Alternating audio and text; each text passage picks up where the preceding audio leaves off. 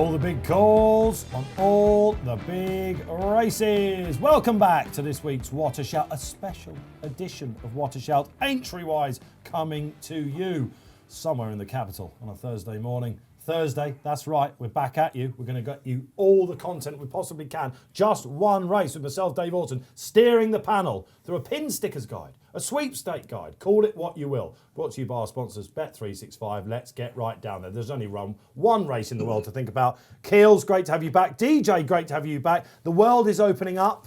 This is what we wanted to see, wasn't it, this time last year? Still no fans. They come back. You two, it's the happy marriage at the moment, isn't it? Yeah, we moved in together last week, didn't we? He's cooking every second night. Well, we went for breakfast this morning, actually, didn't we? In our You don't know how much he nags. It's unbelievable. We went for breakfast. One had a coffee. One had the full English, as did this chap. It couldn't be two polar opposites. But it's going well, isn't it? This is what we want. When was the last national you went to, Dave? Tiger Roll. 2019. Yeah, Tiger Roll. Do you remember him, Tiger Roll? I've forgotten horse, isn't it? Let's not go down that rabbit hole. But Kills, this is a great meeting. It's a party atmosphere, right? Yeah, it's brilliant, isn't it? I love it. I mean, I tend to spend Saturday in a pub somewhere, plot up, have a bit of lunch before the first race, and get into it. You got to have a bit of stamina these days because it's a 5:15 kickoff, and it used to be like 3:45. But yeah, it's brilliant. I love it, and I cannot wait. I don't know whether your phone's been buzzing, Dave, as well. This is the week of the year, isn't it, where your butcher, your candlestick maker, everyone gives you a call, don't they, and says, what's going to win the national? You have your own candlestick maker, you know I do. You know I do. And I noticed you've both got nice jackets on as well. You're playing it. Yeah, we thought we'd make an effort, Dave. I mean, it's a big meeting. I mean, it's down to you. If your conscience is clear.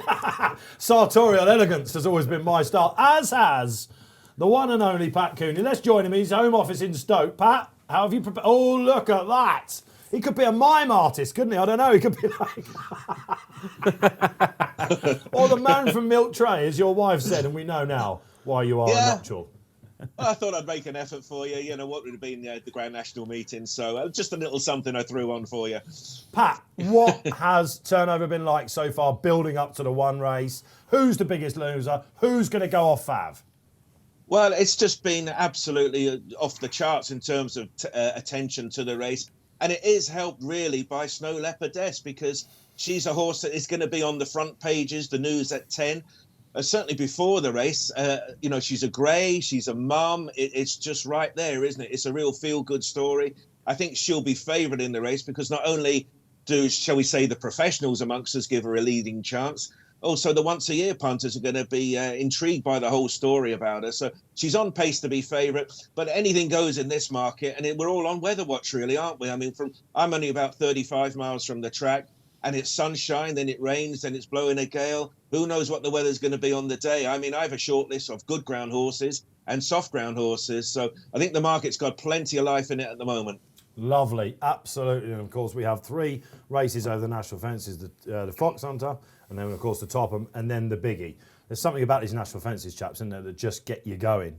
And we've got last year's winner. What do we make of the race in its entirety before we go through all the horses? Dave, classy race or? Yeah, better race than last year. I think you can give chances to more horses this year. It's more competitive. And I know, obviously, last year's winner, Manila Times, is £15 higher. And that obviously, he's faced a real tough task trying to follow up. And his form is obviously poor this year. Henry thinks he has him back. But I think overall, there's more kind of, second season novices / improving horses compared to the 10, 11, 12-year-olds that usually fill up so many of the field. So, yeah, I think it's a cracker.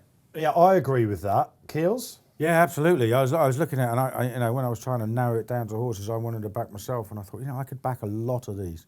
There's lots of horses that are big prices that have got what you'd call an old profile. Places in some of the other nationals, etc., haven't really hit form this year. But you'd look at them and say they've won well.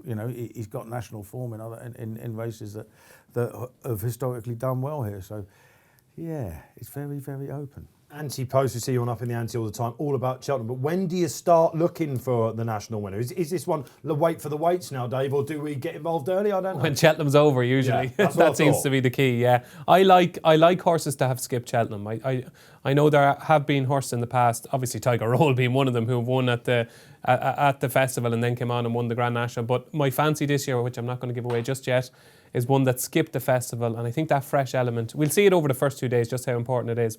I think it's crucial. Big weather watch as well here in Blighty. Proper April showers as well. All right, the scene is set. Get ready. Here comes your Grand National 1 to 40. Here we go then. Hold on to your hats. Number 1 of 40. Well, it seems quite apt, DJ. You mentioned it at the top of the show.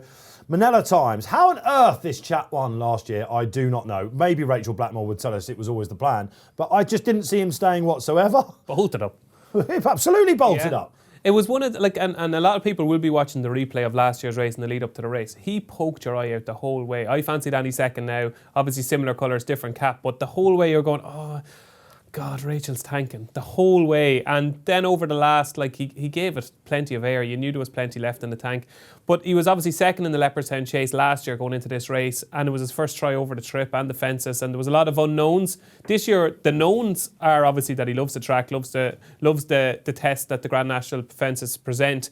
But he comes into the race on the back of 2 terrible efforts like that. John Durkin obviously was a tough race that Allaho won. And then the Leopardstown Chase, which he had been second in last year going into the race, he was pulled up in this year. Spoke to Henry de Bromhead during the week. He thinks he has him back. But boy, he'll need to have him back. Oh, he's not going to do a Tiger, is he, Gills? He's no Tiger Roll, mate. Yeah. He comes in here in no form at all. I don't think the trainer's form was brilliant either. Why are you saying that before Cheltenham won? And he's got a massive... Yeah, well, He did win the champion hurdle and the Gold Cup. He did win a champion hurdle and the Gold Cup. 1-2 again. A lot of his horses also ran poorly, though. So And they bolted up in the Turners, Bob Ollinger. you know, This is the biblical racist. This is the biblical racist. Bob Ollinger was stats at out least there a as well. stone below. Let's not go down the Bob Ollinger route. Anyway, Manila Times. I don't think he's a Tiger Woods. He's much higher, and Tiger Woods, a Tiger Roll is much higher. I mean, Will he master them? Yeah, well, Hey! if the cut line is 20, he's got about the same chance of making a cut as Tiger has in the Masters. So it's about even. Now, let's come to Pat, because look, all the trends would be absolutely blown up. He's got another 15 pounds on his back. He's got an F and a P coming into it, but he has got Rachel Blackmore. Pat, what does that mean he's going to do price-wise? Well, because it's the Rachel factor, he is one that we have been shortening up over the last 48 hours or so. But you know the odd thing about Manila Times? I looked at a photograph of him crossing the winning line a year ago in the National. Guess what number he was? 35. He was number 35 a year ago. He's number 1 on the race card today. So he had 10-3 last year, 11-10 this year. The handicapper said no, hasn't he? No Tiger rolling then for Manila Times. If you like Rachel Blackmore, well, you might be looking at the back of the telly, say the panel. Let's go to number 2 then, Delta Work. Now we're talking. Yes, there's a couple of things that worry me about Delta Work. Love the profile. You know, he has the back class. Obviously, really loved the cross country at Cheltenham. He is slightly claustrophobic. They tend to give him space on the outside. You watch any of his races, the key thing seems to be Jack Kennedy rides him prominently enough on the outside. He doesn't like being in or around horses, and he seems to be more comfortable when he's not in or around horses. So I'd imagine Jack will go wide. So he's not going to be taking the Manila Times route from last year that Rachel took. She was so brave down the inner, and we saw what happened to Annie second now. That can bring its own consequences. But he is a low jumper as well, which could actually suit. You know, you can flick through these fences now. We've seen Tiger Roll doing it as well. He can flick through them. So I think jumping wise, I think he will. I don't think he'll lose ground at his fences. He has the Grade 1 class. He ran in 15 Grade 1s before he ran in the cross country at Cheltenham. If he gets into a nice rhythm early, and if he gets space, he's going to run a big race. Off the same mark of 160 as when winning? Tiger? Neptune? No, this is a tricky question. It's many clouds. Many clouds. Best, All right. according to the handicappers, the best winner we've had. Yeah. Is he up there? Is he that level? It might be, but he's awful price, isn't he? I do. He's got... 5-time Grade 1 winner. He's a 5-time Grade 1 winner who's been out of form until he ran in the cross country, and he beat... There was only one horse to beat in the cross country, and whether or not Tiger Roll was at his best or not, we don't know, do we? Because, they had nothing else to beat. So yeah, I think he's got 11 stone. He's got 11 stone. What, £9? And with the late withdrawals before the decks, there's at least a couple that have squeezed in from really low weights. He's given chunks of weight away. I could not touch him at 7-1. I like him. He's got a top Racing Post rating in the 170s, yet he's off 160, and we know the cross-country route, don't we? I can see him going well back, can you? I'm more against him than with him, really. It only took the cross-country at Cheltenham to make me think, he might win a Grand National. But I wasn't on at the fancy prices before the cross-country. I couldn't back him at a single-figure price. Yes, he can win, of course. I'd be even more worried what DJ's saying about him being claustrophobic. That's no place to be in the Grand National.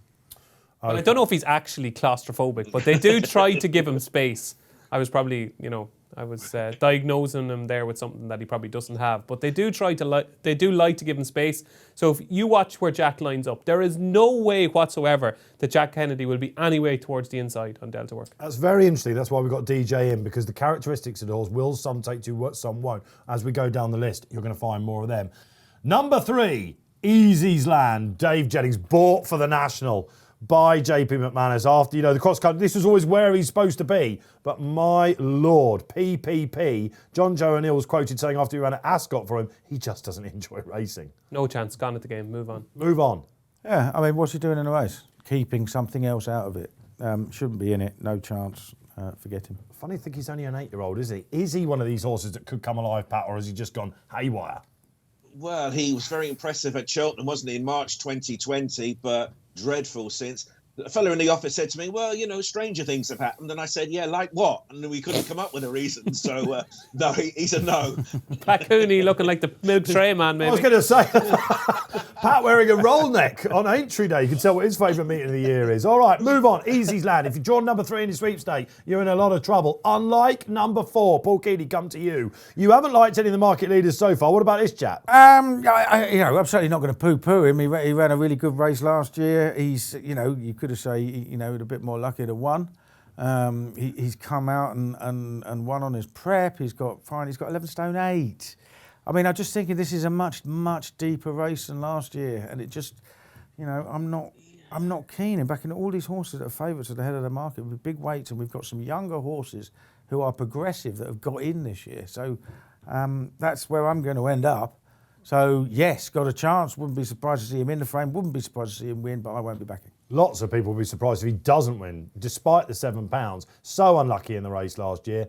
I remember coming out of this studio, having covered it live, and we were like, look, if he gets to one piece again next year, to get back into the race, Dave, with another £7 on, that won't be disturbing people. Could he yet go off favourite?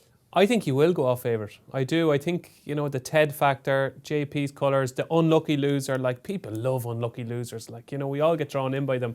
Double Shuffle fell at the 12th last year, and Mark Walsh did really well to keep the partnership intact. He was brought to a standstill. It's very hard to gauge how much ground it cost him. Visually it looked like it cost him maybe 15 lengths, and then you say, he was only beaten by this amount, so he should have won. But it doesn't really work out like that. The prep this year has been different. He had been prepping over 2 miles. He won the Bobby Joe Chase over 3 mile, won a Fairy House, caught Ascaria 10 on the line. There was his class that caught Ascaria 10. It would have been a fine run if he finished second. I can see him running really well. Did he, like Manila Times was 100% absolutely loved it last year. Did Annie Second now 100% love it? I wouldn't say 100%. I think maybe 75-80% he loved it. I think he's a very good horse, like a proper grade 2 horse that's going to run really, really well.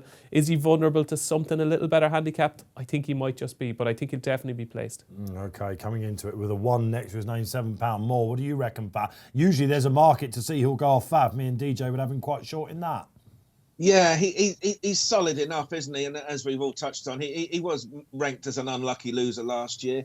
You'd be a bit miffed, though, wouldn't you? You finish third and you go up half a stone. That doesn't seem a gimme to me at all. And with Keelsbury, you look at these at the front end of the market and you say, yeah, fine, they can win, fair enough.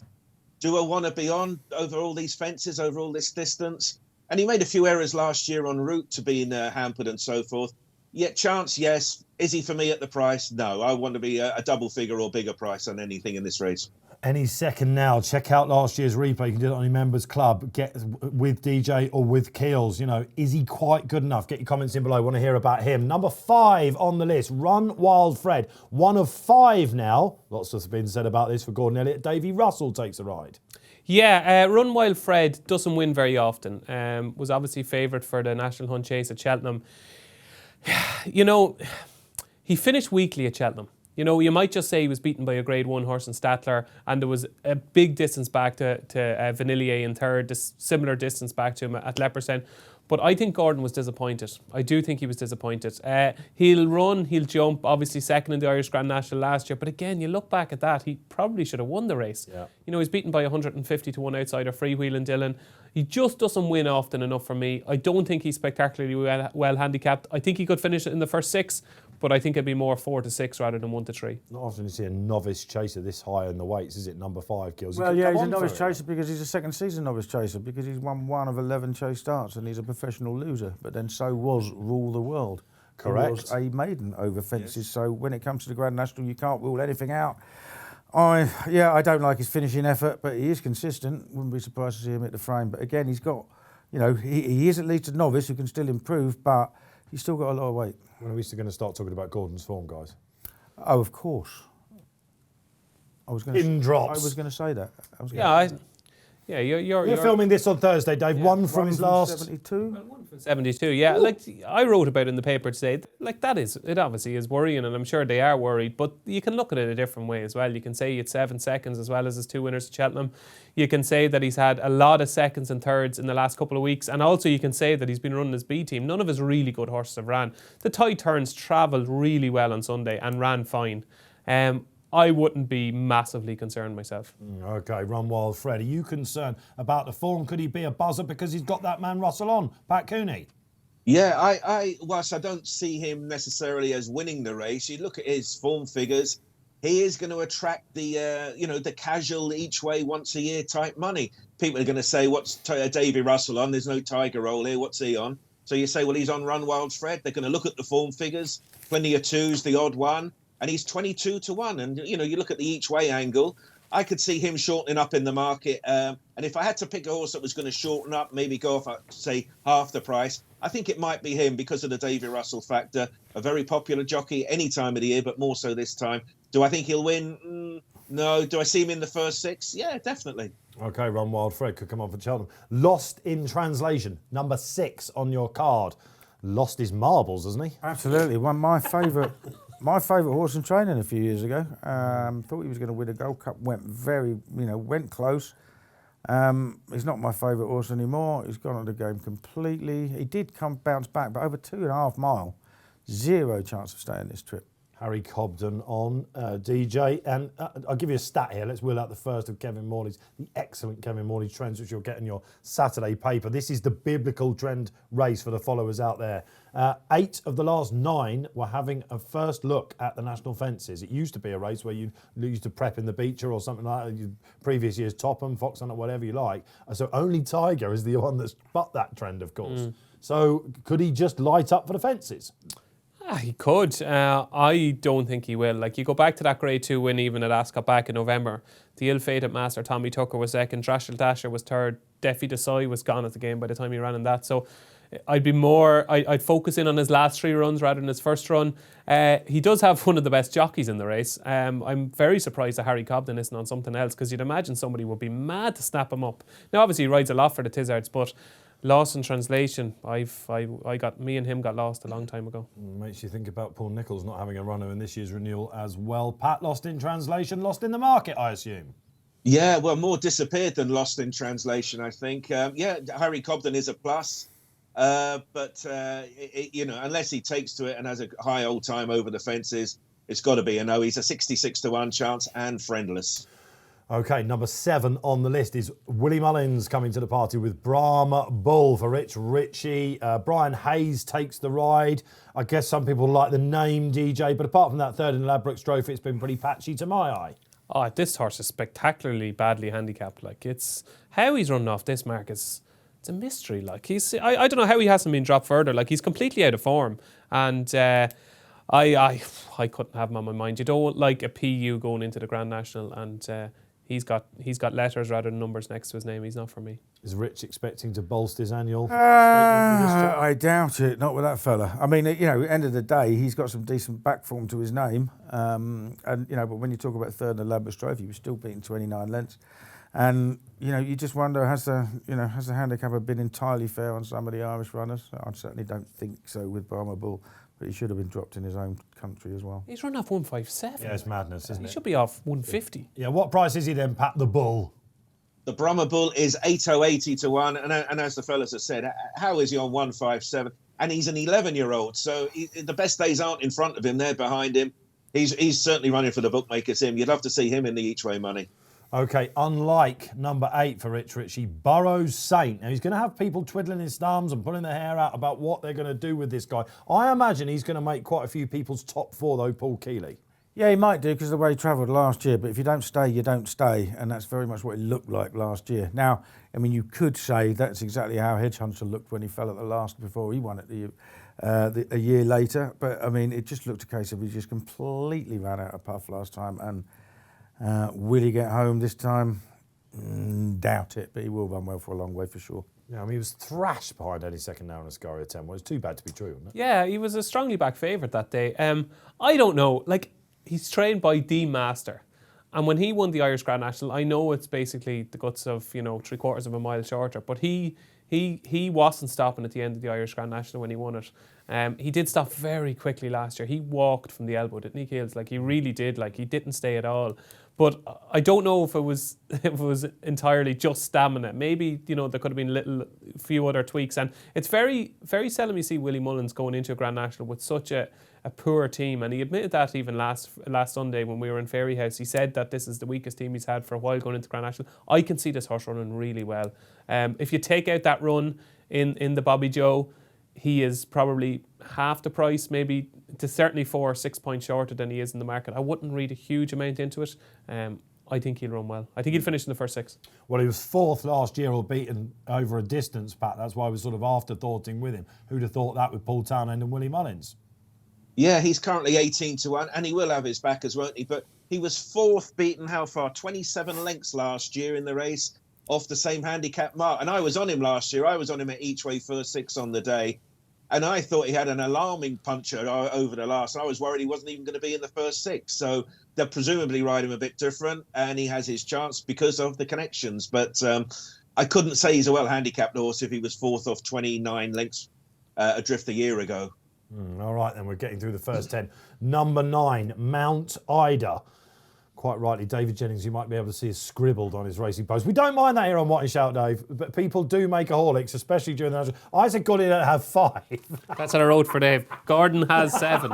And I looked at him while Pat was talking and went, oh yeah, all right. And I had to go all the way down to Death Duty. It is 7, don't worry about it. You're not going on a non-runner. But Mount Ida, Dave, my goodness gracious me, that was dreadful at Cheltenham. It looked like I backed her in the mare's chase, and I was clinging to the Kim Muir of last year when I thought, was it Kim Muir she was in? Mm-hmm. Yeah, she won it, yeah. Okay, I thought I got that one wrong with your face as well. Oh, no. And again, that must have gone the biggest price on, the exchange. 999, yeah. Yeah. So, first time cheap pieces. Again, she's the one that you just think, well, she's got the class. Could she ignite over the fences? Yeah, I can't make head nor tail of her. She's one of these that I always get wrong. So I really fancied Ellie May to beat her at Fairyhouse earlier on in the year, New Year's Day. And she really dug deep and looked a reformed character this season. And even first time out this season, she looked like she had a couple of back issues that she had sorted out. And Gordon said all along she was a happier mare this year. They were so thrilled with her. She went off 5-2 second favourite for the mare's chase. And it was over so early. Like, it was over before it even began. If you backed Mount Ida at Cheltenham, you knew your fate after three furlongs, half a mile, after 3 or 4 fences. Never happy. It's all about rhythm with her. If she's in the right mood and she gets into a good rhythm, I could see her running well. But you're taking a lot on trust after that run at Cheltenham, so she wouldn't be for me. Yeah, okay. Mount Ida, line through, or? Well, she wouldn't be the price she was if she hadn't run last time, would she? Like, you know what I mean? Because she'd beaten Ellie May at Fairyhouse over 2 mile 5. She looked like she was only just getting started when she won the Kim Muir. So you can give her a strong stance for change. She's one of the ones at a bigger price that I can certainly see running well, but you wouldn't be surprised if she bombed out completely at the same time. Under a rider who can get them going over the national fences, Dennis O'Regan. Class act. Who was the Desi Hughes horse that with the green and the Black Appalachia? Black Appalachia, great memories. But that was an attacking ride. Whether he does this on air, I'm not so sure. Dennis is the business. Yeah. So listen, he can get them going. Could she ignite in the market, Pat Cooney?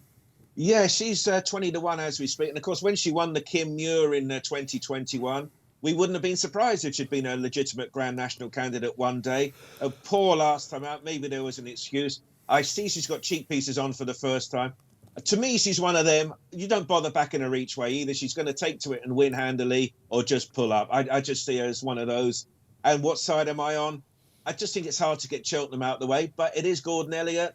And she is coming here on the back of that run. So if they didn't have an explanation, it can happen, can't it? She's definitely a wild card, I think, though. And you might be worth having a few quid on her, just win only. She does seem to just get back to Mount Ida. Right, completing the top 10 is Longhouse Poet. One of my favourite national memories is backing what's called number 6 Valverde all those years ago. One of the old school, the last of the old school national runners. Who rode him? Oh, it was Boots, wasn't it? Very Slipper. good. Was it Boots? Slippers, madam. Yeah, Slippers, madam, wasn't it? Yeah. I've got a picture of it in my house. Yeah. It paid for the picture. And but that was one, Dave, where it won an Irish Grand National. It sort of plotted around that season over hurdles, and you'd give up on it if you were watching, and then it would come steaming before we had all these good replays now and all that sort of stuff. This chap, when he won his big handicap this year, Tom Segal got on in Price was Suprema. Everyone then fancied, of course. Was it the Galmoy that he ran in? No, he ran in the Boyne Hurdle. The Boyne Hurdle, yeah. which is what Tiger used to prep Yeah. in. And it was just abysmal. Yeah, I wouldn't read too much into that. I'd say it was just a blowing away the cobwebs type of thing.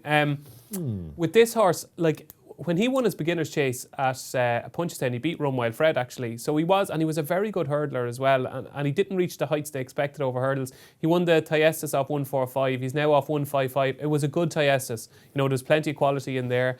Obviously, Franco de Port was second. Mr. Fogpatches was in there. Ascaria 10 was down the field as well. Cocoa Beach. So plenty of those in that race were behind him in the Thyestes. Again, jumping for me is my main concern with him. He did jump well. That's the best he's jumped in Goran. He can get low, but if he does just take to it, like Martin Brazel is a master. You know, he's trained Nickname and so many good horses, including number 6 Valverde. This is a much classier horse than number 6 Valverde.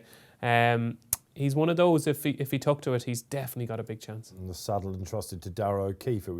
He has won a Grade 1, hasn't he? Did he? A Plutard. A Plutard, yeah, there you go. The jockey can do it, in other words, is what I was going to get to. Longhouse Poet? Yeah, I think he's a major player. Ooh, finally! I think he stays well. I don't think you can rule him out at all. I mean, there are others at bigger prices that I would probably prefer more, but I mean, I wouldn't poo-poo his chance at all. I mean, the hurdles run That's last your time. phrase of the day. Poo-poo. Yeah. You've been Twice saying you've it said long. it now. Yeah, well, You're I've been talking. here for a while. I need one. I think he's definitely got a major shout. Spends a week in Portugal, comes back with phrases like that. Unbelievable scenes. All right, Pat. Longhouse Poet, serious player, major player, according to Gil. Yeah, 16-1 and shortlist material, isn't he? And the connections have done it before. As you touched on, 6-6 Val, they won the Thyestes. This fella did as well. He's had that campaign. He ticks an awful lot of boxes. And dare I say, round about 16-1 on time of recording. That seems fair enough to me, given that he's twice the price of some of the market's leaders. All right, okay. That is your top 10. Is the winner in there? Let us know below. Right, there are your first 10. We've done the decade, the top classy performers from one classy operator to another. It's number 11. Now, if you like your musicals, Fiddler on the Roof is for you, Dave Jennings. But is this more of an Oliver twist? Oh, that's very nice, Dave. Yeah, very good.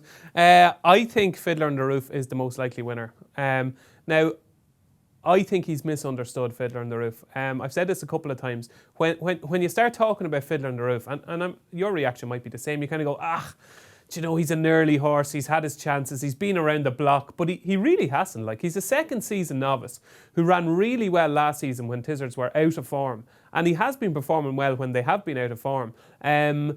I did like his run in the Ladbrokes Trophy. I thought it was a cracking run, and he was hampered badly by the fall and Remastered as well, which probably cost him getting much closer to Cloudy Glen. He's been kept fresh for this. I thought he did remarkably well to finish second at Ascot, even though he traded very short and running. Because he never travelled and never jumped, and it was his raw ability that got him home. He'd be freshened up for this. A flat track. He has Grade 1 form, and he's almost a Grade 1 chaser. Like, if he had a run in the Gold Cup, I could see him finishing in the first 5. Loved the way they kept him fresh for this. Tizzards are much better form now. 155, that's perfect for me. I think everything about him screams Grand National, so he is my 2022 Grand National winner, Dave. Oh, so the first of Dave Jennings' top 4 has already come out to you. Number 11. He makes a very good case there, doesn't he? Oh, he does, yeah. It's funny, I was at the Derby Awards just pre-Christmas, and in the pub afterwards, saw Joe Tizzard there, and He won't remember seeing you, he Gills, said to let me, tell you. well, we were both in a similar state, to be fair, let's not... let's not go too far into that, but he said to me, what would you do with Fiddler on the Roof? Before I got a chance to answer, he said, I'll tell you what we're going to do. We were going to win the Grand National, so it's been the plan ever since. This was concocted in the famous pub. I think they concocted it straight after the Lubbock Trophy, to be fair. I came very, very close to tipping him. You should, Keels. Come on. And Crack with 50%. Now we're cooking with gas. I just think, is that long running for him? I know. He does seem a bit of a second, but that's what I misunderstood, mean. says Dave Jennings. It might be misunderstood, but He's 8. Yeah. I can swear he was 12 the way just before the first lockdown, he was still a novice hurdler. You know what I mean? So Longhouse Poet is the same age, right? But with Fiddler, you fear that Longhouse Poet might be coming a year too soon for him. With this chap, I sort of agree. He's ready to roll, isn't he? Pat, the market, the boys really want to hear about this one.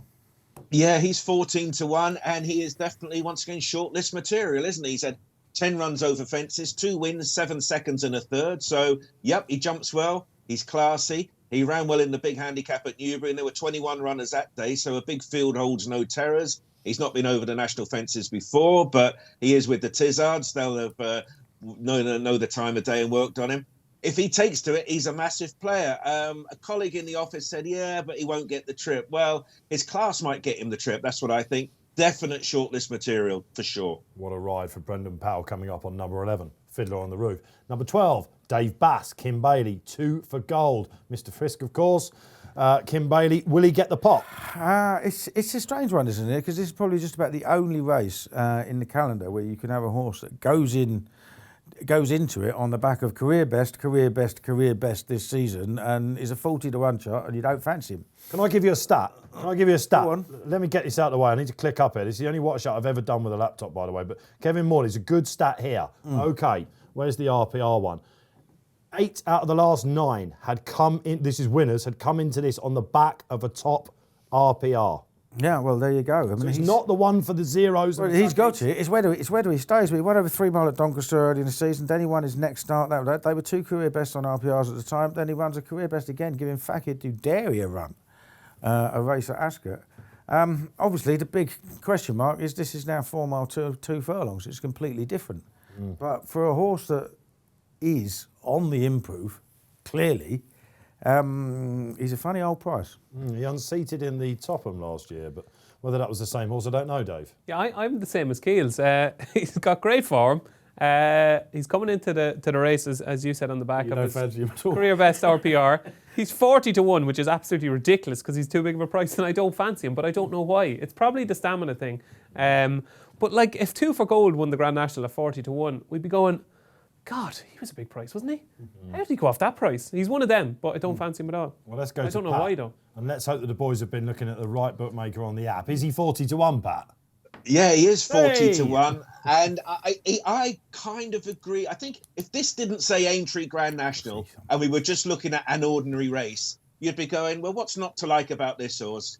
Career high. Kealy comes here in great form. Kim Bailey, master trainer, ticks an awful lot of boxes. But why is he 40-1? I don't know. He doesn't seem to get a lot of love, this horse. I actually backed him in the Topham last year at 25-1, so I've always been a bit of a fan. He didn't run very well that day, and he came down relatively early on. But at 40-1, judging him on his recent form, if you're only as good as your recent runs, he's 40-1 with some good runs to his name. Manila Times, his form figures are FP.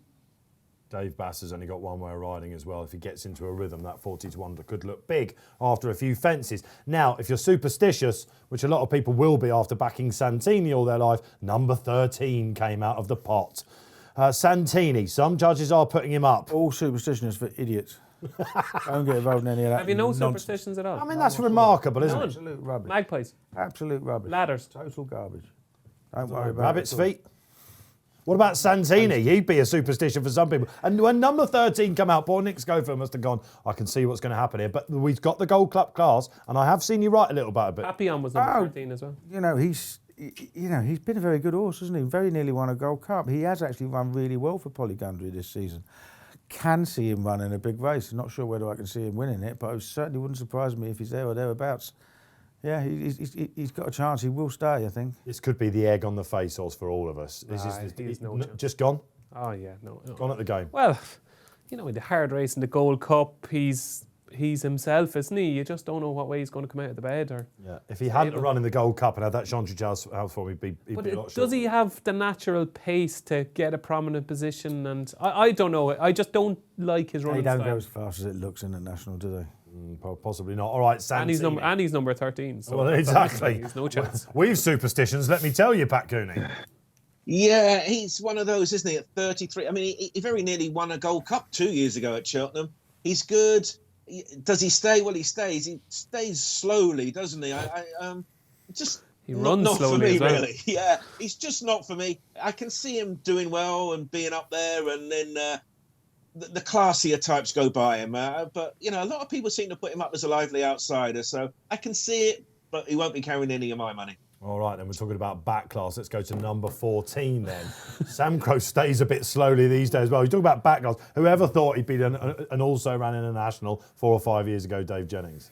Yeah, it's funny. I spoke to Gordon during the week for a couple of pieces, and we were going through all his runners, and he came to Sam Crow, and he started the spiel, and I'm telling you now, the last few weeks he's turned inside. I said, Gordon, stop. No, you're not. He says, I'm telling you, he said, he will run a big race. He almost, by the end of the phone call, convinced me that he could run well. Do I see it? You look at that run at Down Royal. He thinks that the run at Down Royal will bring him on a ton.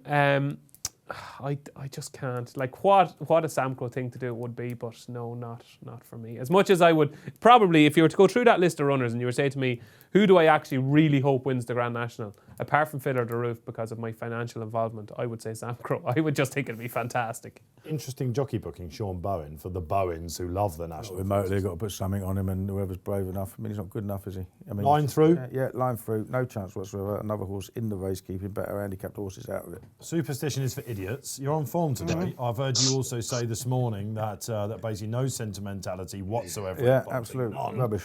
whatsoever. But will there be any sentimental money going on Sam Crow, Pat Cooney? Well, he runs for the jolly old bookmakers at the moment. He's 66 to 1, and no one seems to have him on their radar. I get it if you go back far in time, but then, Linford Christie would win the 100 metres, wouldn't he, if they ran it tomorrow, if you base him on his old form. Draw a line through, not for me. This is Very what you good, get. Pat. We're having some fun and we're speeding up as well. All right, not Sam Crow then, unfortunately, if you've drawn number 14. What about number 15, Ascaria 10? Of course, he's got that national hunt form ahead of Snow Leopardess, who we're going to come to any second now, getting £8, beating a whisker by. Dave Jennings, this has been the plan. Yeah, this would be my second choice in the race. Ascaria 10, I think it's got a massive chance. If you watch that Bobby Joe, at no stage of the race is he going to lose, only right on the line. It's just been one plan and one plan only for this horse this season. Go back to that national hunt chase with Galvin and Next Destination. Like, he was bang there over the last. He's got class. He's rated 152 in the race this year. I would say he's better than that. He's one of these kind of stayers that's not that far off Grade 1 potential. And I think he's a massive. He's the one I'm most scared about for Fiddler On The Roof. He was a massive eye catcher behind Longhouse Park. So he just totally blew up that day. I didn't see him getting that close to 22nd now in the Bobby Joe. This is a serious player? Yeah, he ran really well. You can easily argue that he's a serious player, but he's another infrequent winner, and he's a short price for a trainer who's out of form, so not for me. The other stat with him that you won't like is he's only had 7 starts over fences. Experience could be the worry. But Pat Cooney, that won't put off a lot of punters with this chap. No, he has been popular ever since the weights came out, really. He's around about 10 to 1 chance at the moment. Just the 7 races over fences. Blinkers last time, they seem to do the trick. He's a contender, isn't he? Can win, yes. Is he value at 10 to 1? No. All right, good boy, Bobby, number 16. Too exposed, Dave Jennings, or? Yeah, I don't think he'll stay. Yeah, he has turned himself into a stayer. He's got. I told everybody that he wouldn't stay, and then he won the Roland Merrick. I couldn't believe he stayed 3 mile. Cannot see how he can possibly stay this. He's one of those that could easily be up there for a long way from the off, but No, he's not well handicapped. He doesn't stay. He can't win. Nigel Twiston-Davis, good record in the exactly. national. Well, yeah, the Twister has a great record, but he's not the right horse for this. All right, good boy, Bobby. Darryl Jacob coming back for a big ride. Any love in the market, Pat? Not really. We have shortened him up, though, because Darryl picked him, I presume, over Kildesart of Ben Pauling, who I thought had a better chance. Good boy, Bobby, 33 to 1. He won a race we sponsored on our Charlie Hall meeting at Wetherby. It was 2 miles, 3.5 furlongs that day. And no one in the grandstand thought that'll win the Grand National in April over 4 1/4. So question mark for me. He's doing well. He's a talented horse, but this isn't the race for him, though. Draw a line through him. All right, just behind Goodbye Bobby was number 17, Lord de Menil at Wetherby. A horse that you've loved over the years. He needs the heavens to open. Have loved him over the years. I actually thought he was tailor-made for the national fences last season or the season before, but he's already been round there twice and proved that that's the opposite is true. So, yeah, he's got no chance. One of the big outsiders for a good reason, Dave? Yeah, no, I have more chance than him. He's no chance. I'd love to see Dave Jennings having a go at one of these fences, wouldn't you, Pat Cooney? I would. It's 100-1, Lord de Menil. He's the type of horse, isn't it? If you put your £2 in the raffle and you got his name out, you'd think, oh, okay, let me have another £2 worth. All right, then, we'll move on. We'll move on from the Lord. Good luck if you draw number 17, though.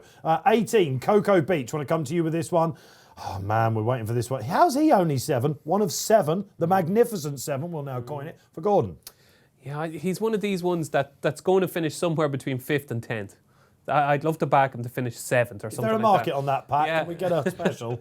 He's just one of these horses that's not particularly well handicapped, that doesn't win probably as often as he should, but will run. Like, I would say 5 out, he'll look as likely a winner as anything. But he'll just be outclassed and outstayed.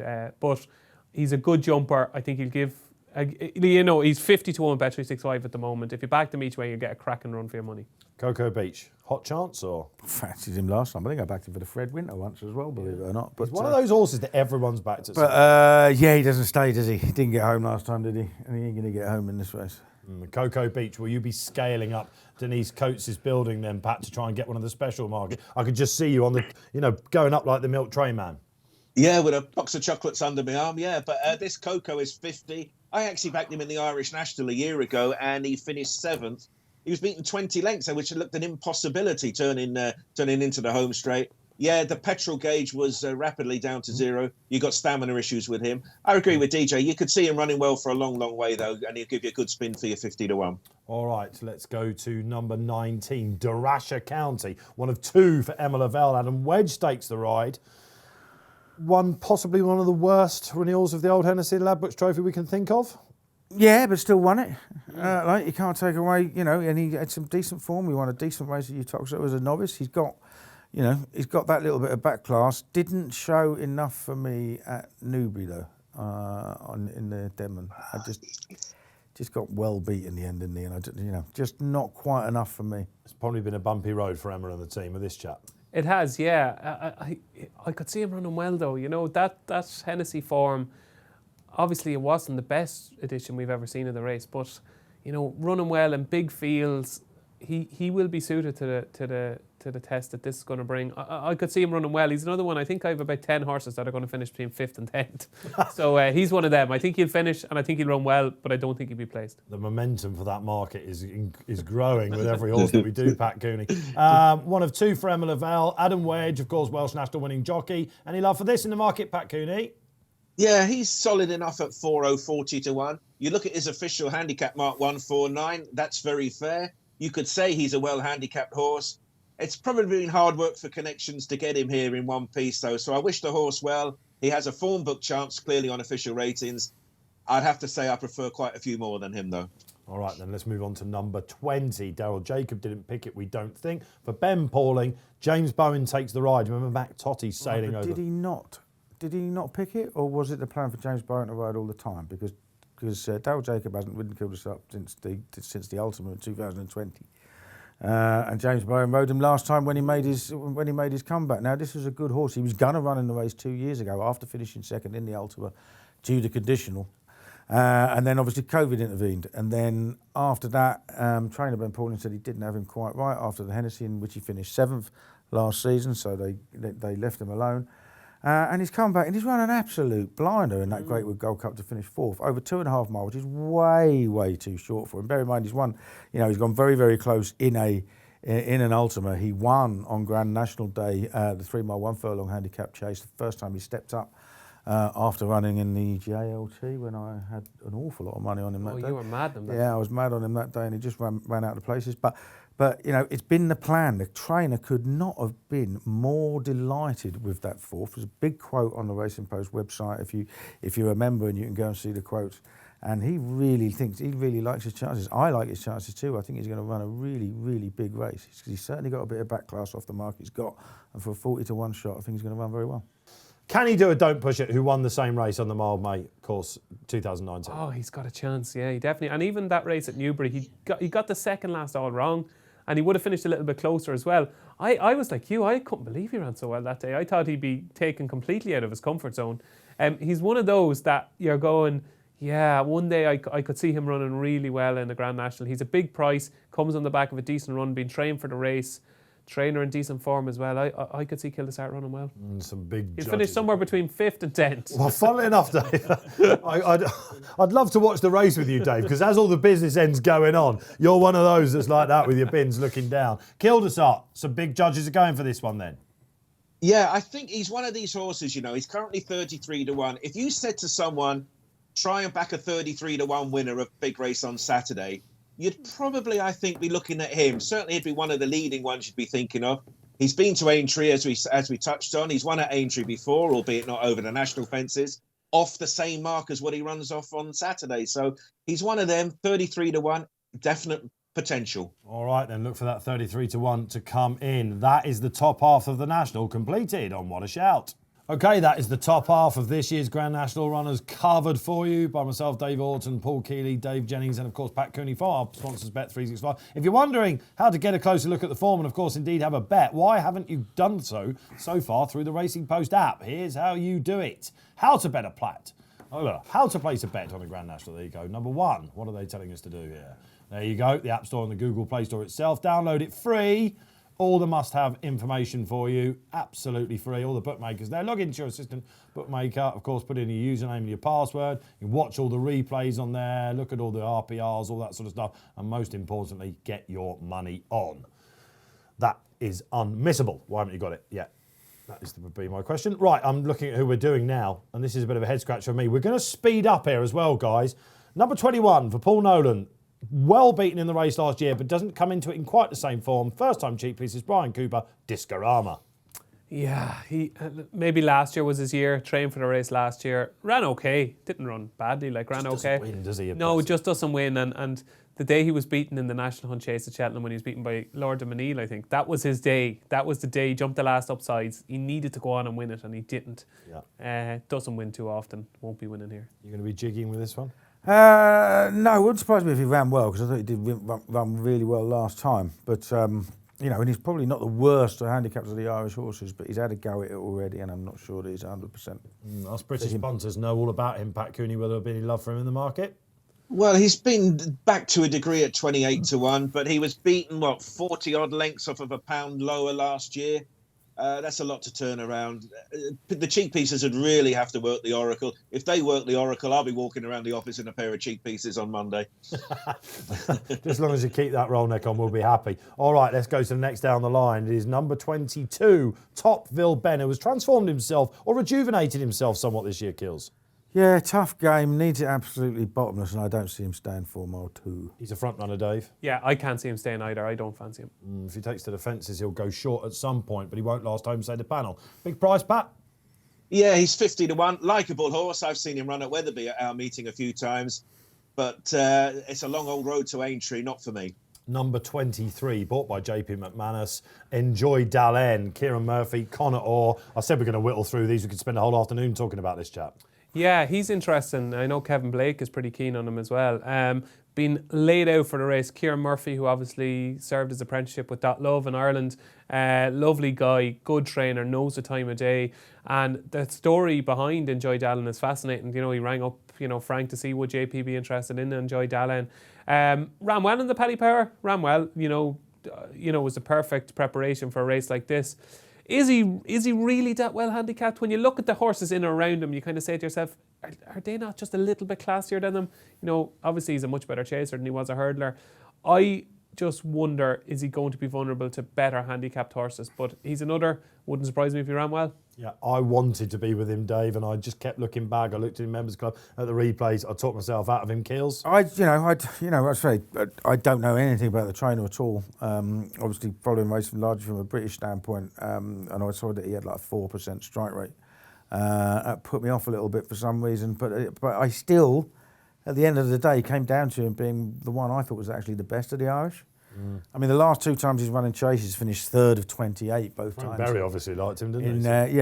in third of 28, in very good races both times. Both times he's doing his best work at the finish. He looks like he'll stay. I think he's got the potential to run a very, very big race. All right, then enjoy Dalen then. He's been an anti-post mover, Pat.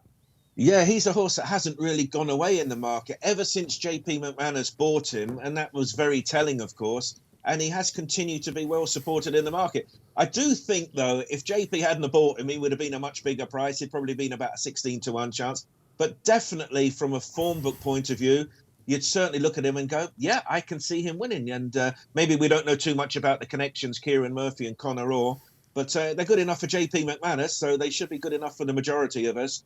He could run well, couldn't he, for sure? All right, sticking with JP McManus. Number 24 on the list is Annabelle Fly, second to Album Voter and a Gold Cup. Twice made the frame behind Tiger Roll in this. Is this a lap of honour, though, for him as a 12-year-old? No, absolutely not. He's a massive chance. Ooh. Massive chance. Tony Martin has had a terrific season, a real resurgence from him. All his horses are running well. Even a mare that ran a Fairy House last Sunday was just beaten. She ran a cracker. The thing with Annabelle Fly was when he finished 4th and 5th in the race, on the back of real slogs in Gold Cups. Now, he didn't run the Gold Cup last year. He ran in this race off mark of 155. He basically fell at the first. It was game over after that. He never got into a rhythm under Dennis O'Regan. And he's had a similar sort of preparation this year. And I know he's 12, but he's a 12-year-old that's now rated 148. He's been lightly raced for most of his career. He's a very good horse, and I still think there's enough ability there for him to be in the shake-up. Even the year he was 4th, he went very wide the whole way. I think he's got a massive chance, Annabelle Fly. Do we know who's riding him yet? Don't know, I haven't There's a got- blank next to his name, isn't it? That's interesting, isn't it? Keels? I tell you what, we talked about sentiment in betting earlier on, and I said you can't leave room for sentiment. But with one golden rule in the Grand National is I back horses that would really annoy me if they won. I saw your piece. I hope you're keeping your Annabelle- stakes small, because that's going to be I do, yeah. important. There's loads of them. Like, I will have 2 or 3 quid on a few, and Annabelle Fly will definitely be one of them. Did me a massive favour when finishing second to the. You got the TriCast. I got the TriCast. I wasn't going to say that. See, I didn't want to do too much after timing, but yeah, I threw Annabelle Fly basically in at the last minute and added him to the perm I already had, and he came second. And He'll be coming late, won't he? That's and yeah, he has won cracking races here in the past, and I've always been a fan of the horse. all right. No sentiment, but I'll have 3 quid on him. Yeah, I I think thought he'll we were finish going to in whittle on, I must say, from this chat, Pat, but what price is he? This is an interesting one. Well, he's 40-1. And you know the funny thing, just before we came on air, apart from my wife being sarcastic about the jumper I was wearing, I showed her the runners and riders, and she said, Annabelle Fly, oh, I know that one. And a lot of people have backed Annabelle Fly in this race before. He's been 4th and 5th for the each-way money. I can see him being one for your small stakes each way, just in case he's in the frame. It's good enough for my wife to put up each way. It's good enough for me. We'll make sure we show her that clip, Pat, don't worry. Number 25 on the list, Dingo Dollar. Another horse that in your annoying list. Could have gone for the Scottish Nash. Could have gone for Sonny the Thompson Scottish come here. 7-1 favourite for the Scottish National last year. Only just got beat. Who was second in the Scottish National? Aurora's Encore. Came back at Aintree, was out of form, and yet won the Grand Under National. Ryan Mania. Under Ryan Mania too, yes, very Mania. good. Yeah. Mania. Mania. Mania. I heard him called Mania. the other day. No, I would always read it as Mania, but we'll have to find out. Maniac. But yeah, I mean, you've got that. A horse with national form is 50-1. I can't say I fancy him strongly at all, but it's one of those that wouldn't surprise me. He'll stay, but the jumping worries me. No, I can't. I didn't like his run at Kelso last time, not for me. All right then, Pat, Dingo Dollar for the Scots. Yeah, he's $50 for your dollar, 50-1 chance. Can run okay up to a point. Like the fellas, I thought I was expecting a bit more last time out from him, so not for me. All right, number 26 on your list, National Aplenty here, because last year's Irish Grand National winner, what a shock it was to everyone, bar connections, freewheeling Dillon. Yeah, back, I suppose, 2 decades ago now with the likes of Papillon and Bobby Joe, the real form line was the Irish National. The previous year's Irish National, you look at number 6, Valverde as well. So it was a real key form line. 150-1 winner of the race last year. Good, strong form. Beat Run Wild Fred. There was good horses behind him and he travelled really well and won it on merit. He then went to Punchestown and ran an absolute corker in the 3 mile 6 handicap chase. But this season, it's been a little bit of a tale of woe. Obviously, much higher in the handicap, running off higher marks. But even last time over hurdles at Fairy House, he's running off a hurdles mark of 113 and he was pulled up. Obviously, this has been the plan all season. Dermot McLaughlin is one of the next big things in Ireland. He is a brilliant trainer. He's got a lovely mare in Santa Rosa. This would be Paul Daniels stuff if he gets this horse to win. He's going to be a front runner, so he's going to be up there. The Irish national of last year, Pat, in the market, where is he? He's currently 50-1, and it takes a bit of explaining, doesn't it, to say to people, hang on, he beat Run Wild Fred and Enjoy Dallin in the Irish National a year ago, and he's twice the price of them, but not quite doing it on recent runs. Not for me, really. This is a different set of circumstances on Saturday, so not me. Fair enough, Pat. Let's try and whittle through them. Number 27, Class Conti. Out of form, no chance. Willie Mullins couldn't even be bothered to put an Irish jockey on. Sam Tristan Davis gets the call up. No chance whatsoever. Pat, should we even ask you about the market for Class Conti? Lots of people will back it just because we've gone down the Soz Law route. The only thing I could say is Willie Mullins, and he's 150-1. Good job he's trained by Willie Mullins, otherwise he wouldn't be able to put the noughts on the page, I think. Number 28, Noble Yates, bought by the Whaley Coves, ridden by Sam. Shall I give you Sam's record over the national fences? Oh, yeah. Right, he's had 36 rides, right? 6 of 1, 4 of place, and he's had 7 thirds. That is a remarkable strike. Yeah, it's a record probably better than any professional riding at the moment. Let's not go. We haven't got time to go into it. But why have they bought this bloke? I don't know. I've liked him all season, and he keeps proving me wrong. I'm waiting for him to show that he's got something about him. I can't back him anymore. He's a 7-year-old. I did back him at Cheltenham, and I thought he'd shape really well behind a Hoist Senior, but he just disappoints. I don't know whether a big field is for him. So. Every year. I don't know. I watched the Ultima again at Cheltenham. Like, he was kept wide. He made a little bit of ground. I just wonder, was it just the ultimate pipe opener for this? Yeah. Run him in a big field. Let's get him competitive. Ultima pipe opener. I like it. He's got it. We're catching. I agree with you, DJ. Yeah. I wanted to watch because I fancied him for the Ultimate until he went into these colours because I knew it's all about Birch, right, all of a sudden. Yeah. If he was still in Paul Burns colours, I'd have loved him for Well, that. it's the classic I'm jumping ship as well. So. Well, but I'm with you. About 2 out, I was like, is this a decent national trial? And then he does disappear somewhat. And he's one of these. He's not a brilliant jumper, but sometimes not brilliant jumpers do take to these fences, and they can just kind of scoot through them. So I think he's a bigger price than he should be. The last 7-year-old to win, it gets wheeled out every year. Can you remember it? No. It's Bogscar in 1940. But the more they modify this... You were there, were you? Kills us in the ring. I tell you, the more they modify this race, we're getting closer to a 7-year-old winning again. There's no doubt of that. Noble Yates, because of the colours, Pat Cooney, I expect him to be respectably placed in the market. Yeah, 28-1. You've got to love the jockey book in Sam Whaley Cohen. Like that, a 7-year-old. He might win it next year, not this year, though. All right, number 29. We've had an Irish national winner in this segment. We've had horses that have made the frame in this national. We've also got the Scottish national winner who beat Dingo Dollar last year, Mighty Thunder. No. One for Arthur. Can't win. No chance. Move on. No. Stop there, pal. Stop there. Now, Is listen. that a wind up? Right, now, if you'd have believed Keels. that a horse that won the Edinburgh National last year, finished second in the Midlands National, then won the Scottish National, would be 33-1 for the National this year, you'd think you were mad. It's all gone wrong. Okay? Showed nothing on his first 2 starts, but last time in the Edinburgh National, he actually traded at a very short price in run, and he turned in going best. Looked to me like he was going to win. Looked to a lot of people he was going to win, and he cut out. And I was thinking to myself, I hope I find out that he's had a wind up, because he said he had a respiratory problem.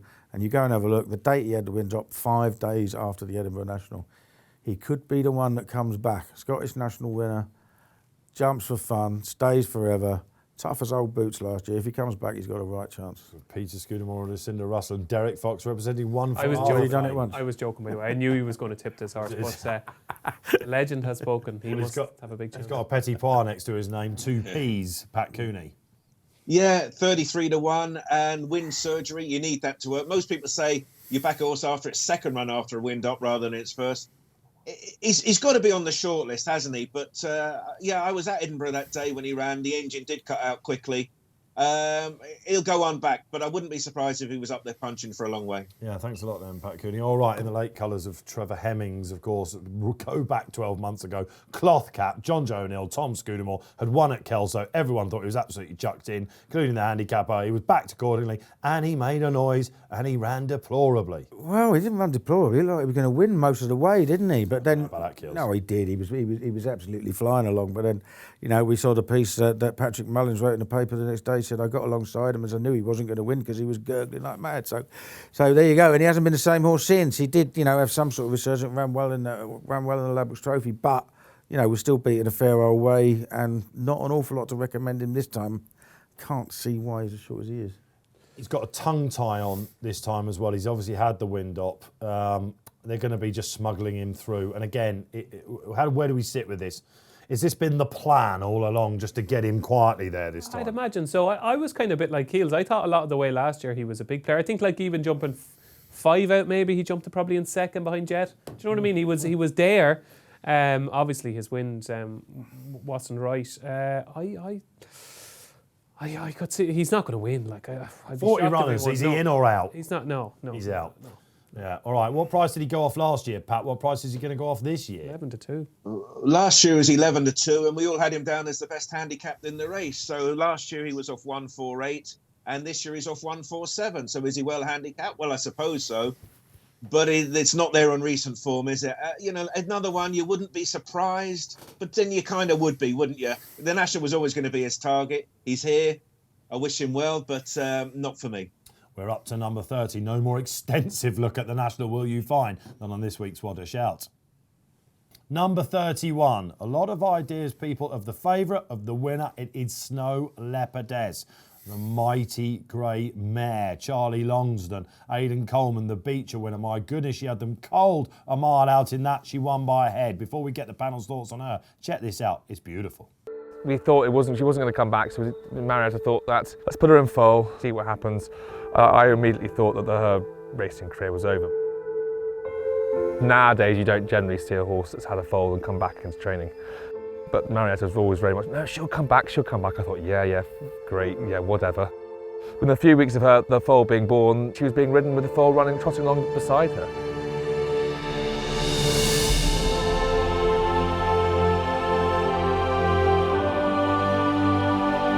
She was a brilliant mother, very, very good.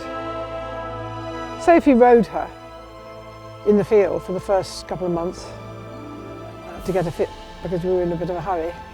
And every so often the foal came up, so she stopped and fed her. And then she wandered on, Sophie moved her foot out of the way, and then we continued.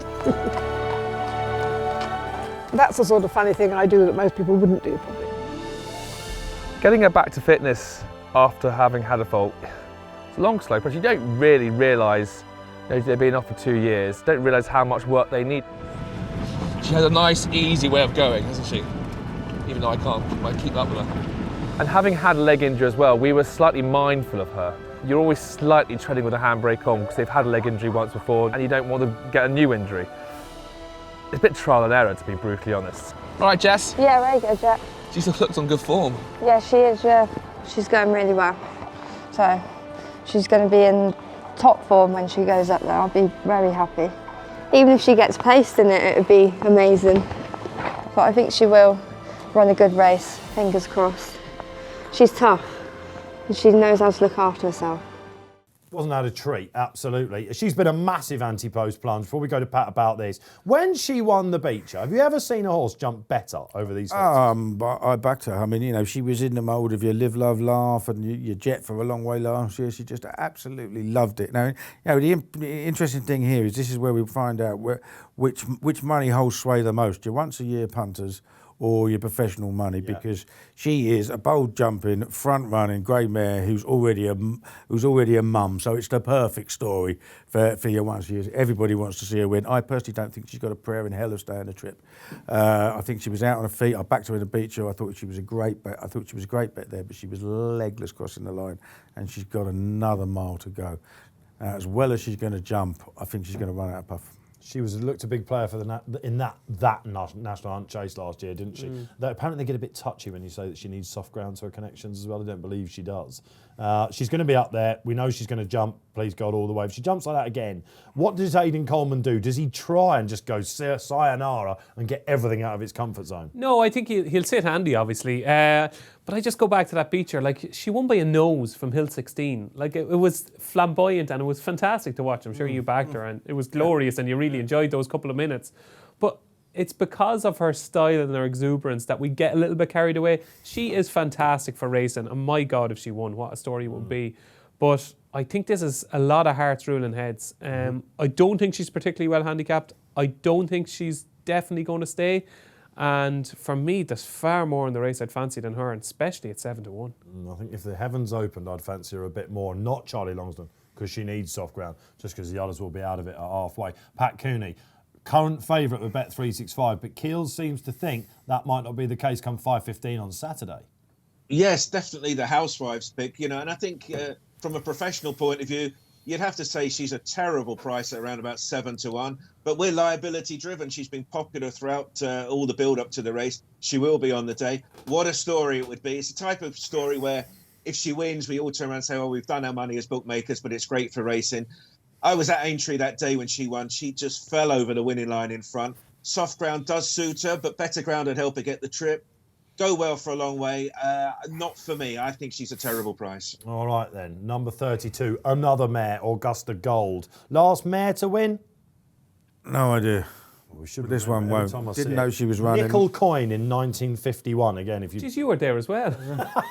Yeah, what's going on with your memory, man? We should start to get worried about him, I think, Dave. No wonder he needs the phone. Augusta Gold didn't know she was running, and nor will anybody else after the third. Danny Mullins, King George fame, and of course Flooring Porter. Yeah, Augusta Gold was second in the race. Sam Crow was third in and down Royal. She had every chance that day. Was beaten by a moderate enough horse. Nope, not for me. Augusta Gold, would that man Mullins be a bit of a mover in the market? Well, fun enough, I've just looked at our liabilities on the Grand National. This is our best result. So you talk about friendless horses. There won't be too many we cheering her on, but we will be at Bet365. What a refreshing thing to hear from a bookmaker. You always hear about the biggest losers, don't you? Yeah, This is the best result. I love it. Okay, number 33, Phoenix Way. I think we were going to speed up until we came to this one. Another one you like? I really fancied him for the big 3 mile handicap chase at Kempton. It just went straight away, didn't he? He fell. It's hardly your ideal prep for this, is it? There's serious stamina question marks as well, because he might just not have been quite fit enough at Ascot when seemingly get outstayed By Sam, but and obviously he dropped back and tripped and won really well the time after that.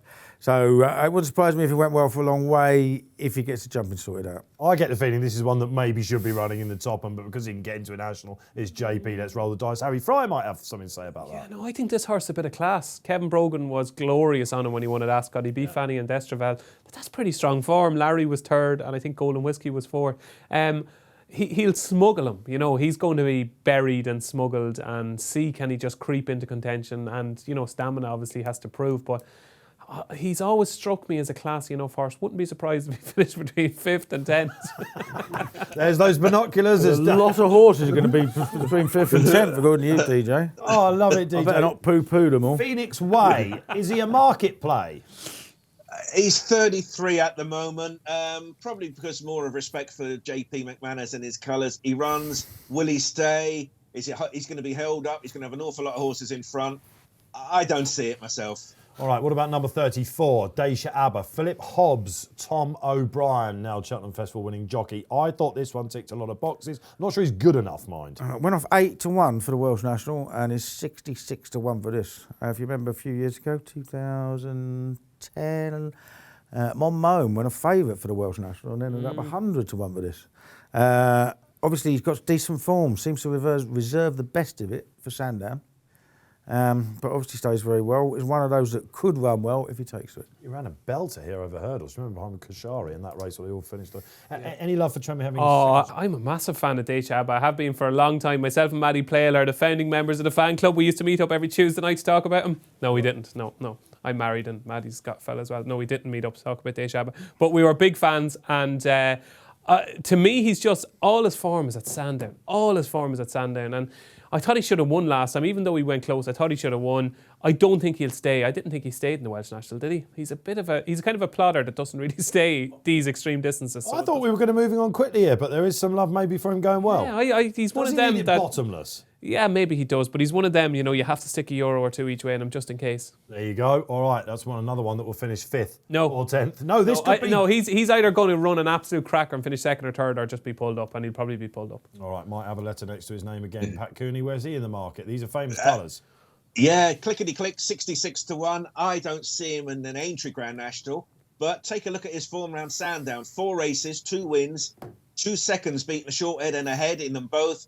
Keep an eye on him for the Bet365 Gold Cup in a couple of weeks' time. That might be more his cup of tea. I'm amazed it's taken us to get to number 34 before Pat mentioned that one. Number 35, the teenager in the pack. He loved these fences in a heyday. Dan Skelton, Harry Skelton. It is a Black Lion for Darren Yates. No, he's 13. He's no chance. Yeah, I did love the piece. He ran a blinder last year, didn't he? He ran well for a hell of a long way, but and he's won 2 decent races. He's come back to form this year. Mighty gamble when he won that venture. Yeah, he can't. No chance. No, I love the piece Lewis did with Darren Yates. Cracking piece, and real informative into Darren's personality. But no, I don't think Darren will be celebrating here. You're not going to roar for the Lion? No. Okay. Could this be sentimental money once again, Pat, on this teenager? Yeah, not really. He was best of the UK horses a year ago in this race, wasn't he? 13-year-old, no, hard to see. 50 to 1. All right, then let's whittle through these. Number 36, if you've drawn these, Poker Party, what sort of hand have you got? 33 to 1 for the cross country and pulled up, and he ain't much bigger for the Grand National. No chance whatsoever. Puppy Power would be on Chris's dream, wouldn't he? Price. Add a naught to the price, a very famous saying in this studio, Dave Jennings. I think he's even less of a chance than Keels does. Wow. All right, Poker Party, he's going to have three-digit price, Pat Cooney. Yeah, not for me. Very, very hard to fancy. The best I can give you is Henry de Bromhead and Robbie Power. They're obviously talented. You wouldn't want this fella in the raffle, though, would you? All right, then. Well, some people have got it. What about number 37? Death Duty. A substitute, shall we say, this guy? Well, compare value. I mean, he's a 28 to 1 chance. He's won a Grand National trial this season and finished 6th in the Ultimate, having gone off at a single-figure price. Yeah. And he's only 12 points shorter than Poker Party. I can see him running well. I fancy others in the race, but I think he's perfectly reasonably priced. Massive ride for Jordan Gainford. Yeah. Jordan is a really, really good rider. Obviously won at the Cheltenham Festival last year on the shunter. Death Duty will run well. He's too big of a price. I think he's more 16 to 1 shot than a 28 to 1 shot. And even in the Ultimate, he did get outpaced coming down the hill, but I think this triple suit, man, I never thought he was a Cheltenham horse, even in the Albert Bartlett when he was sent off a short price favourite. He doesn't really like the hill. I think flat tracks are his thing, and I think he could run well. He's got the back class, Pat, and he can stay. What price then? Yeah, 28 to 1, and he's you couldn't rule him out section, isn't he? All right.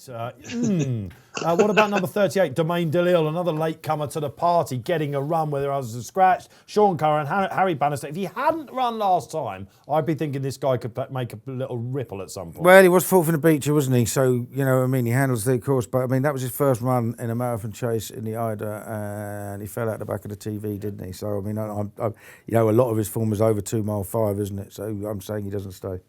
Dave?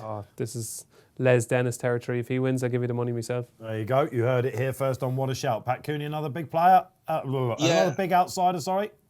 66 to 1 and hard to fancy, isn't he? I don't see him figuring at all. All right, then. You mentioned the Ida Kills. Number 39. Loads of people delighted that Eclair Surf got a run. We know what Wing by Wings has got it done. She's gone up another stone. I think it's one of the ones that probably caught bookmakers on the hop a little bit because it became apparent that there might actually be a chance of him getting in. It looked for a long time that he didn't, and he's going to be... He's going to be one of the favourites and probably deservedly so. I wouldn't back him at the price now, but he has won a Warwick Classic, as did one for Arthur, and he's finished 2nd in an Ida to Win My Wings, who's turned the Scottish National into a procession since. Yeah. So, it's very, very easy to argue that he's a very, very well-handicapped horse lurking on a very dangerous mark. I think this guy's got a whopping chance. Oh, has to, yeah. You just go into that Warwick Chase form, and Jerry Coltrock, or whatever way you pronounce it, was 2nd. Obviously, he ran a cracker in the Ultimate, and Cora Trambler was 4th, and we all know what he did in the Ultimate. The Shrewdies have been on at bigger prices, and he's not a Shrewdy type of price now. But, sure, how could you actually rule him out and say he's got no chance? He has to have a chance. I heard you in the background when Keel said the bookies might have been caught on the hop, Pat Cooney. Yeah, he needed several to drop out before he was even to be considered. And then, of course, we all pounced on the form line when he was second in the Ida to Win My Wings. And that one absolutely dotted up in the Scottish National. Contender for sure. Is he a bargain at 14-1? Maybe. I can see him running well. Good luck to those who've got the sexy prices. 14-1 is about the right price for me. What about number 40, the last one to get in?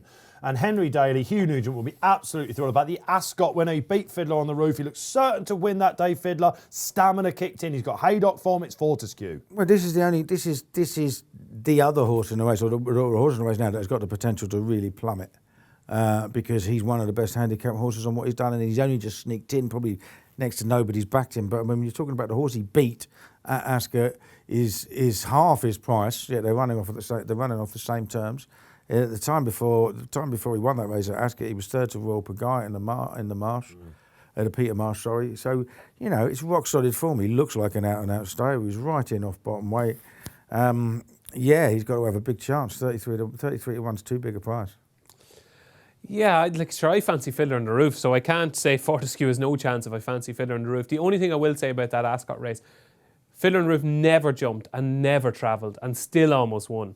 To me, I can see that form being spectacularly reversed. But I tell you what, Fiddler on the Roof went swinging past Fortescue. He didn't go swinging past. He did. No, he was off the bridle the whole way. Yes, but he still went past him. He did go past him. He looked like he was going to go away, didn't he? But he had to work so hard to get by him. He gave up. He didn't give up. He didn't give up. Well, we'll see on Saturday. Fly on the wall stuff here at the Racing Post and What a Shout. Let's go to Pat Cooney. Paul Kealy says this could be a market steamer. He's snuck in. It's 4-0, number 40.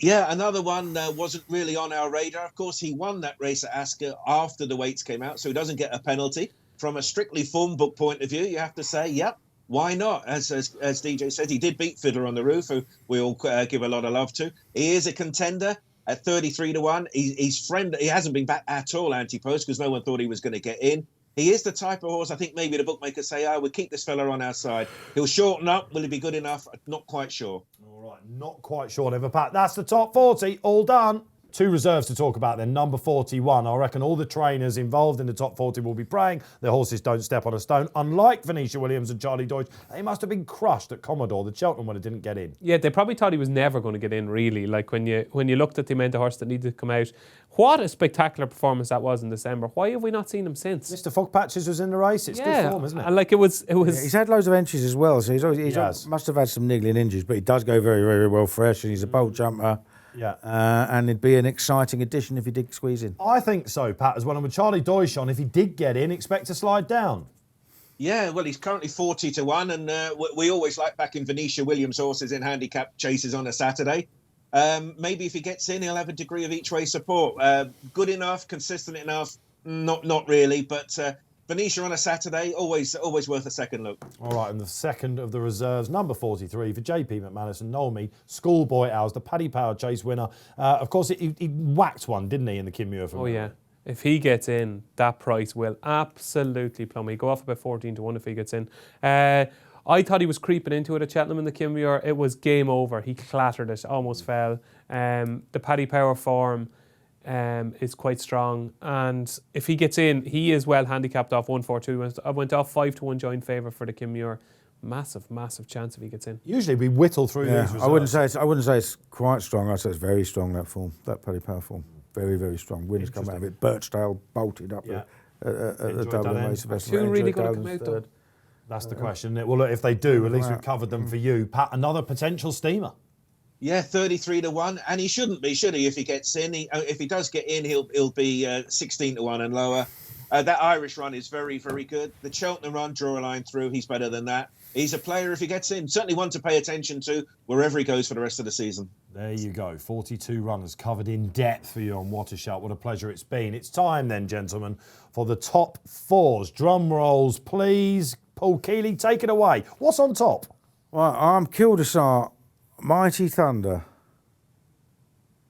Enjoy Dallin, and I'm going to go for now. He's had all show. Someone name another horse. No, You've backed off the field. I'm going to go Fiddler on the Roof because I think he will be in the frame, but I don't think he'll put his head in front. So what's your 1, 2, 3, 4? For the clever people who have to frame these things. Sorry, Kildesart, Mighty Thunder, Enjoy Dallin, Fiddler on the Roof. Boom. Kilisar's your number one. All right. You Right, told me Dave- before we walked in it was Mighty Thunder. Yeah, I changed my mind. Okay. You're- That's allowed. This is what happens. The marriage is not so happy now. Dave Jennings, top 4, take it away. Yeah, 1 Fiddler on the Roof, 2 Ascaria 10, 3 Annie Second Now, and 4 Annabelle Fly. Wow, okay. Pat Cooney, top 4 from Bet365, please.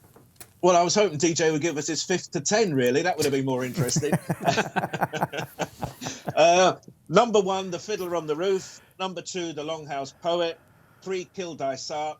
And 4th, Annabelle Fly again. More Annabelle Fly. I'm surprised about this. Right, the one you've all been waiting for, Dave Orton's. Number 2, Delta Work will be taking it out, that cross-country form. We can do a silver birch. Any second now, I've got the top covered. And I'm going to go right down the bottom. I really like Eclair Surf. Think he's going to creep into the 4, along with number 40, Fortescue. There are your top 4s. Right. Unbelievably, we've come to the end. Never before has that been done in this studio. Thank you for attempting to go through them with me. Gentlemen, Paul Kealy, what a week it's going to be. Yeah, great. Can't wait for it. Happy days. I'll think of you throwing beer up on top if either Mighty Thunder or Kill the Yeah, I will definitely be in a boozer on Saturday somewhere. DJ, it's an absolute pleasure to get you back in the studio. Great to be here, yeah. Well, just yeah. going the right way, innit? Yeah. Hopefully myself and Pat are celebrating after Fiddler on the Roof does the business. Pat, you're going each and every day. Yeah, looking forward to it. And what a thrill. An honour to be there. And I'm really looking forward to it. And let's hope racing's on the front pages on Saturday night. Brilliant. Pat will be next week with us on Thursday. All change. I won't go there yet. Our mind's not quite on the flat, but it is all going to change. Thank you for watching What a Shout. I've been Dave Orton. Don't forget to download that free must-have Racing Post app, then either on the Google Play Store or the App Store itself. Don't forget to gamble responsibly. Loads of runners in the National. Pick 4. Concentrate on them. Loads of sport out there. Enjoy it.